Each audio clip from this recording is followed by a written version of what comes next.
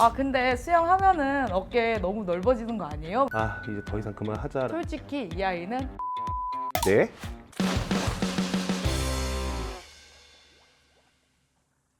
소개 한번 부탁드릴게요. 안녕하세요. 저는 더포스 수영 유튜브 채널을 운영하고 있는 이현이라고 합니다. 반갑습니다. 우리 현희 씨는 유튜버도 하시지만은 선수도 생활도 하셨잖아요. 네. 선수 그 여정에 대해서 간략하게 한번 설명 좀 해주시겠어요? 처음에 수영을 좀 시작하게 된 거는 5살 때부터 조금 일찍 시작을 하게 됐고요. 이제 7살 때 이제 선수반 선생님이 저를 좀 보고 선수를 한번 시켰으면 좋겠다 하는 계기로 이제 선수 생활을 시작을 했고요. 조금 운이 좋게 제가 초등학교 3학년 때 소년체전 선발전에 선발이 돼가지고 그때 이제 전문 선수로 선수 등록을 하면서 고등학교 나이에 서울 최고 나오고 이제 실업팀 울산시청까지 들어가서 수영 선수 경력은 5살 때부터 23살까지 해서 18년 정도 선수 생활을 했습니다. 유튜브 영상을 보다 보면은 현희 씨의 어깨 넓이 갖고 댓글이 아. 많아요. 그러면 선수 경력이 네. 이 어깨 넓이에 얼마큼 영향을 미쳤을까요? 저 같은 경우는 5살 때부터 수영을 했다고 했잖아요. 그러니까 성장기에 아무래도 많은 훈련을 좀 하고 등 근육이랑 광배랑 이제 뒤쪽 근육을 조금 많이 쓰다 보니까 어깨가 조금 과도하게 이제 넓어지는 성향을 좀 갖고 있는데 회원님들이 저한테 질문을 많이 하세요. 제 어깨를 이렇게 쳐다보면서 근데 수영하면은 어깨 너무 넓어지는 거 아니에요? 막 이렇게 하는데 저처럼 이렇게 성장기 때 하면은 이제 뼈 자체 골격이 벌어지거든요. 골격이 벌어지진 않아요. 많이 근육이 붙고 이 정도니까 이제 그렇게 생각을 해주시면 좋을 것 같습니다. 특히 여성분들은 네. 그것 때문에 수영을 배우는 걸 좀 꺼려 하시는데 그쵸. 성인이 전혀. 돼서 수영하실 분들은 전혀 걱정하지 말라. 그 선수 경력 중에 실업팀 그것까지 생활을 하시다가 은퇴를 했어요. 은퇴를 하게 된 계기가 어떻게 되시죠? 이 실업팀 생활을 하면서 느낀 게 직장으로 삼기는 내가 너무 오래 할 수 없겠구나. 저 같은 경우는 서울 클럽팀에서 이제 활동을 하다 보니까 훈련비 나가고 재활병원 다니는 비용 나가고 트레이닝 비용 나가고 이렇게 하는데 또 실적은 내줘야 되고 또 그만큼 정신적인 스트레스를 받는데 남는 돈은 없어. 너무 오랫동안 선수 생활을 지속하는 것보다는 적당히 내가 할 수 있는 만큼 하고 사회에 조금 내가 더 경험을 많이 쌓아서 다른 걸로 자리를 잡는 게 훨씬 좋지 않을까라는 생각에 조금 빨리 그만둔 케이스긴 해요. 은퇴를 어쨌든 결정을 하셨잖아요. 어떤 기준으로 은퇴를 선택을 하게 됐는지. 제가 딱 은퇴하는 그 연도 시점이 인천 아시안 게임을 막 이제 선발해서 딱 그때 하려고 하는 그 시점이었어요. 나 이번에 진짜 마지막으로 인천 아시안 게임을 무조건 붙어서 국가대표까지 돼서 이걸 나가야겠다. 그리고 그만큼 컨디션이 사실 좋기도 했었어요. 그래서 너무 기대를 갖고 있었는데 운이 너무 없게 부상을 너무 심하게 당한 거예요. 발목을 삐었는데 이거를 회복하는데 거의 6개월이 걸리다 보니까 어떻게 보면 선발전이고 뭐 그냥 끝났다고 봐야죠. 안 그래도 너무 힘들고 지쳐있는 상태였어가지고 은퇴를 매년 고민을 하고 있는 상태였는데 길 가다가 차에 치이고 또 입원하고 퇴원했는데 또 교통사고 나고 너무 악의 악영향을 너무 많이 끼쳤던 한 해여서 목표를 못 이루고 나왔지만 그래도 좀 깔끔하게 떠난 케이스긴 하죠. 이 영상을 보고 있는 선수들이나 지도자들은 다 경험이 있기 때문에 저도 좋은 이미지로 이렇게 은퇴하지 않았거든요. 시합에서 완벽하게 실패를 한 후 이제 더 이상 그만하자라는 생각했는데 아직까지도 그 감정이 남아있죠. 남아있어요. 맞아요. 이건 아마 죽을 때까지 맞아요. 평생 가져갈 수밖에 없는 아쉬움이 이제 선수들한테 항상 있잖아요. 또 한 가지 궁금한 거는 이제 은퇴하고 나서 가장 큰 변화가 무엇이었어요? 은퇴하면 그럼 제일 뭘 하고 싶어? 이거 물어보잖아요. 저는 1순위가 잠자는 거였어요.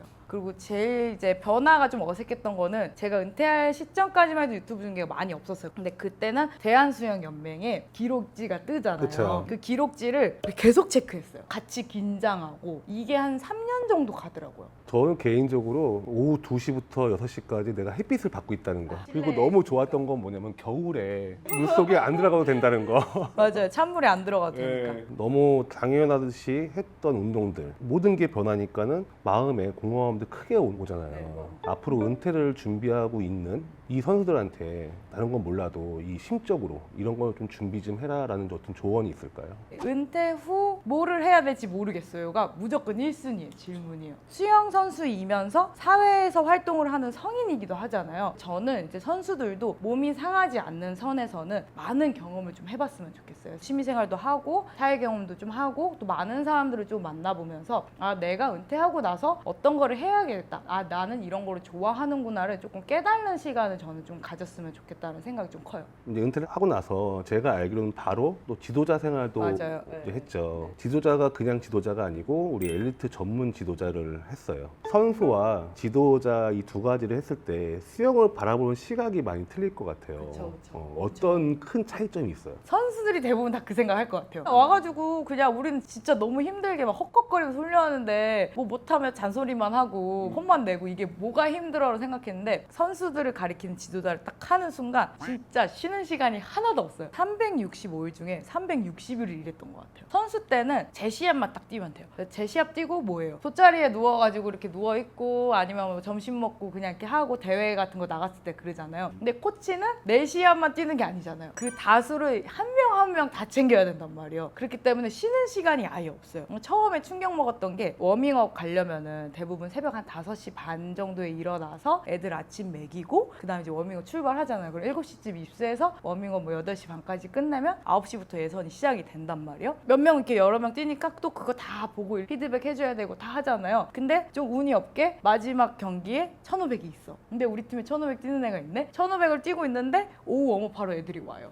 나 밥은 못 먹어. 오후 경기 늦게 끝나면 사람 많은 데에는 7시만 이때 끝나잖아요. 그렇죠. 거의 14시간을 아예 밥도 못 먹고 그냥 커피만 먹고 그냥 막 과자 쪼가리 먹으면서 계속 돌아다녀야 되는 거예요. 그 대회 때 코치님들 목소리가 아예 다가 있거든요. 첫날, 둘째 날, 셋째 날 가면 갈수록 다들 그 다크서클이 이렇게 내려오죠. 엄청 피곤해요 진짜. 또 여름에 가면은 또 수영장 내부가 또 덥죠. 습하고 덥고 이러기 때문에 아 내가 생각했던 것처럼 와서 그냥 앉아있고 가는구나 이게 아니라는 거를 정말 깨달았어요. 초등학교 때도 운동을 했잖아요. 네, 그 당시에 가장 하고 싶었던 건 뭐예요? 수영 때문에 아무것도 못 하잖아요. 아, 저는 애들이랑 떡볶이 먹는 거. 와, 진짜 소소한 건데 놀러 갈 때 좀 같이 따라가고 되게 재밌었던 일화 중에 하나가 중학교 때 수학여행이 있었는데 근데 소년체전이 끝나자마자 했어. 몸이 너무 힘든 거예요. 그래서 진짜 안 가고 싶다. 좀 쉬었으면 좋겠다. 왜냐면 유일하게 쉴 수 있는 시간이잖아요. 소년체전 끝나면 휴가를 조금 주니까 쉴 수 있는 시간 수학여행 이제 가는데 교장 선생님이 너는 이 학교 학생 아니야? 무조건 가야 돼 라고 해서 갔거든요. 갔는데 하루 종일 커피를 쏟는 거예요. 아무 활동도 안 했는데. 그래서 저는 수학여행 그때 2박 3일 갔었나? 잠만 자다 왔어요. 요즘에는 뭐 회복 훈련이라는 개념이 생겨가지고 이제는 수학여행도 가는 친구들, 네. 소풍도 가는 친구들 다 있지만 우리 과거에는 아니 그걸 간다고? 맞아요. 약간 그런 느낌이었어요. 그거 운동 안 한다는 완전 얘기야? 맥락이 약간 그런 맥락이었잖아요. 저 같은 경우도 제일 부러웠던 게 학교 끝나고 문방구에서 뭐 사 먹는 거 있잖아. 그게 제일 부러웠던 맞아, 기억이 맞아. 나요. 그래서 애들끼리. 제가 은퇴하고 나서 제일 좋았던 것 중에 한 가지가 어떤 음식이든 간에 컨디션 생각 안 하고 먹을 수 있다는 거. 맞아. 그게 되게 좋았던 것 같아요. 동계 시작하면 또 잘 못 먹잖아요. 몸이 힘들고 쉬고 자고 해야 되는데 또 언제 술 먹고 막 이러고 있어요. 그러니까 그때 몰아먹던 습관이 있어가지고 아직도 약간 좀 그거가 관리가 안 되는 사람이 여기 있잖아요. 제가 그 수영 코치라고 들으면 사람들이 네? 그런 시선들이 많거든요. 근데 선수 때 이 먹었던 습관, 결핍에서 오는 약간 맞아, 그런 맞아. 그런 것들이 참 많았던 것 같아요. 근데 나이가 먹으니까 이제 빼지를 못하는 거야. 핑계긴 한데 그래도 어쨌든 지도했던 연령들이 초등학생, 중학생 정도 선수였잖아요. 그 연령대를 지도하면서 가장 어려웠던 점이 뭐라고 생각하세요? 이 친구의 인생을 책임져야 되겠구나를 확 느낀 게 아이들도 그렇고 학부모님들도 그렇고 이 수영을 시키는 것 자체가 진짜 진심이에요. 내가 편하게 생각하고 활동을 하면 안 되겠다라는 그런 책임감이 진짜 너무 컸기 때문에 근데 이 책임감이 한 명이 아니라 다수잖아요. 이 친구들이 이제 어느 정도 활동을 하다 보면 친구들도 그렇고 부모님도 그렇고 코치님들한테 되게 의지를 많이 할 수밖에 없어요. 이게 안 좋은 케이스긴 한데 부모님들이 무조건 우리 코치님이 얘를 이렇게 해줄 거라라는 기대감이 너무 크기는 해요. 근데 그걸 또 모르진 않으니까 그런 부분이 가장 힘들지 않았나. 그리고 이제 학부모님들과의 약간의 트러블? 제가 아직 솔직히 결혼도 안 했고 자식도 없기 때문에 그런 학부모의 마음을 100% 1000% 이해는 못하겠지만 학부모님들은 오로지 내 자식이에요. 학부모님들도 학부모님들의 인생이 없어요. 당연히 학부모님들이랑 저랑 트러블이 생기는 게 저도 무조건 이 친구를 위한다고 하지만 제 자식은 아니니까 그 정도는 아닐 거 아니에요. 그러다 보니까 트러블이 어느 정도 생기긴 하더라고요. 저는 좀 심했어요. 왜냐면 부모들하고 웬만하면 대화도 안 했어요. 근데 자식을 낳고 보니까 내가 가르치는 이 학생도 누구한테는 정말 소중한 아이였구나. 그렇죠. 그다음부터 코치하는 게 너무 힘들어지기 시작했어요. 내 애를 사랑한 만큼 어떤 누구도 누군가를 엄청 사랑할 거 거 아니에요. 그쵸, 근데 그 마음을 아니까 그다음부터는 스케줄 짜는 거 벅차지더라고요. 그럼에도 불구하고 우리는 지도를 해야 되잖아요. 맞아요. 그치? 그런 질문을 많이 받잖아요. 수영 조금 시켜보고